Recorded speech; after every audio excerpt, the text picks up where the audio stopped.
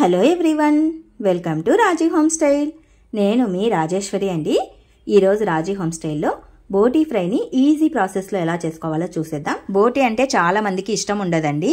అలాంటి వాళ్ళు కూడా ఇప్పుడు నేను చేసినట్టు చేసుకొని తిన్నారంటే కుండెడు బోటీని లాగించేస్తారు, అంత బాగుంటుంది. ఫస్ట్ ఆఫ్ ఆల్ నేను ఇక్కడ 1/2 కిలో పైగానే బోటీని తీసుకున్నానండి. ఈ బోటీని చక్కగా క్లీన్ చేసుకోవాలి. బోటీని ఏ విధంగా క్లీన్ చేసుకోవాలో నేను ఆల్రెడీ మునుపటి వీడియోలలో చేసి ఉన్నాను. వీడియో లింక్ డిస్క్రిప్షన్లో ఇస్తాను, చూసి అదే విధంగా క్లీన్ చేసుకోండి. తొందరగానే క్లీన్ చేసుకోవచ్చు, ఎక్కువ టైం ఏమీ తీసుకోదు. బోటీని అంతా చక్కగా క్లీన్ చేసుకున్న తర్వాత ఒక చిన్ని కుక్కర్లో వేసుకొని చిన్ని టీ గ్లాస్ మైన వాటర్ని వేసేసుకొని బాయిల్ చేసుకోవాలి. 3 లేదా 4 విజిల్స్ వచ్చేంత వరకు ఉడికించుకుంటే సరిపోతుంది. స్టవ్ పైన ఒక కడాయి పెట్టేసి 2 నుంచి 3 టేబుల్ స్పూన్ల వరకు ఆయిల్ వేసుకుని ఆయిల్ హీట్ అయిన తర్వాత ఇందులో కట్ చేసిన పచ్చిమిర్చి ముక్కల్ని, ఉల్లి ముక్కల్ని, కాస్తంత కరివేపాకును వేసేసుకుని దూరగా వేపుకోవాలి. ఇందులోనే 1 టేబుల్ స్పూన్ వరకు అల్లం వెల్లుల్లి పేస్ట్ను కూడా వేసేసుకుని పచ్చి వాసన పోయేంత వరకు వేపుకోవాలి. ఎక్కువసేపు ఏం అవసరం లేదు, లైట్గా పచ్చి వాసన పోయేంత వరకు వేపుకోవాలి. ఇవన్నీ చక్కగా వేగిన తర్వాత ఇందులో ఉడికించి పెట్టి ఉంచుకున్న బోటీని యాడ్ చేసేసుకోవాలండి. బోటీ అనేది మెత్తగా ఉడికి ఉండాలి. 3-4 విజిల్స్ పెట్టేసామంటే చక్కగా ఉడికిపోతుంది.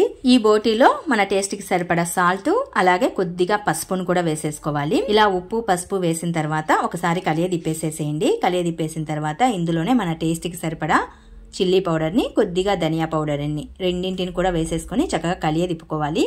కొద్దిగా గరం మసాలాను వేసుకోవచ్చు. బాగా స్పైస్ ఇష్టపడేవారు గరం మసాలాను వేసుకోవాలండి.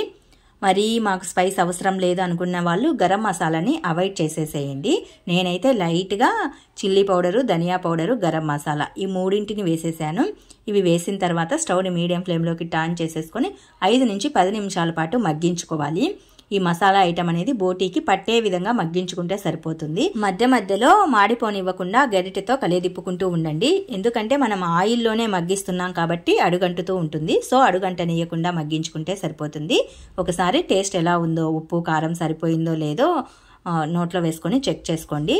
చక్కగా సరిపోతే కనుక స్టవ్ను ఆఫ్ చేసేసి లైట్గా కొత్తిమీరని యాడ్ చేసుకోండి. ఏదైనా ఉప్పు కారం పట్టే విధంగా ఉంటే కనుక ఎక్స్ట్రాగా యాడ్ చేసేసుకోండి.